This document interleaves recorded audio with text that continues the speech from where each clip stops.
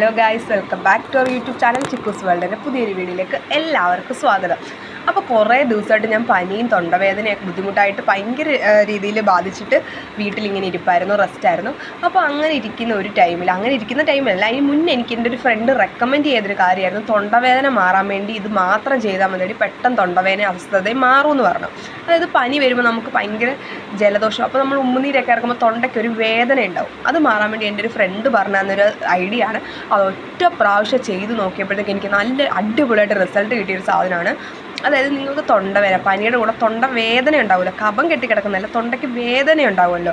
അപ്പോൾ ആ വേദന മാറാൻ വേണ്ടി നമ്മൾ സാധാരണ ഉപ്പുവെള്ളം കഫക്കൊള്ളത്തില്ലേ, അപ്പോൾ അതിലേക്ക് ഒരു സാധനം കൂടെ ആഡ് ചെയ്താൽ മതി. സാധാ ചൂടുവെള്ളത്തിൽ ഉപ്പിട്ടിട്ട് നമ്മൾ കഫക്കൊള്ളില്ലേ, അപ്പോൾ അതിലേക്ക് തന്നെ കുറച്ച് വിനാഗിരി ഒഴിക്കുക. എന്ന് പറഞ്ഞാൽ ഓവറായിട്ട് വിനാഗിരി ഒഴിക്കരുത്, കുറച്ച് വിനാഗിരി ഒഴിക്കുക. എന്നിട്ട് നിങ്ങൾ കഫക്കൊള്ളുകയാണെന്നുണ്ടെങ്കിൽ ആ വേദന ഒറ്റ നിമിഷം കൊണ്ട് മാറും. അതായത് നിങ്ങൾ ആ 2-3 പ്രാവശ്യം കഫ കൊണ്ട് കഴിയുമ്പോൾ തന്നെ ആ വേദന മാറും. അപ്പോൾ ഒരു കുറച്ചൊക്കെ ഇറങ്ങുന്നതുകൊണ്ടും പ്രശ്നമില്ല കേട്ടോ, ഇച്ചിരിയൊക്കെ ഒന്ന് ഇറങ്ങുമ്പോഴും നമുക്കൊരാശ്വാസം കിട്ടും കേട്ടോ. ഞാൻ ചെയ്ത് നോക്കിയിട്ട് എൻ്റെ ഒരു ഫ്രണ്ടാണ് പറഞ്ഞത്, അയാളുടെ അമ്മ നേഴ്സായിരുന്നു. അപ്പോൾ അങ്ങനെ പുള്ളിക്കാരി പറഞ്ഞു കൊടുത്ത ഐഡിയ എന്നാണ് പറഞ്ഞത്. എന്തായാലും ഞാൻ ചെയ്ത് നോക്കി, അടിപൊളി റിസൾട്ട് എന്ന് പറഞ്ഞു കഴിഞ്ഞാൽ അടിപൊളി റിസൾട്ട്. കഫമൊക്കെ ഉണ്ട്, പക്ഷേ എന്ന് പറഞ്ഞാൽ ആ വേദന എനിക്കില്ല കേട്ടോ, ഒറ്റ പ്രാവശ്യം കൊണ്ട് തന്നെ മാറി. അപ്പോൾ നിങ്ങൾ ആരെങ്കിലും ഇതിന് മുന്നേ ഇത് ചെയ്ത് നോക്കിയിട്ടുണ്ടോ എന്ന് പറയണം.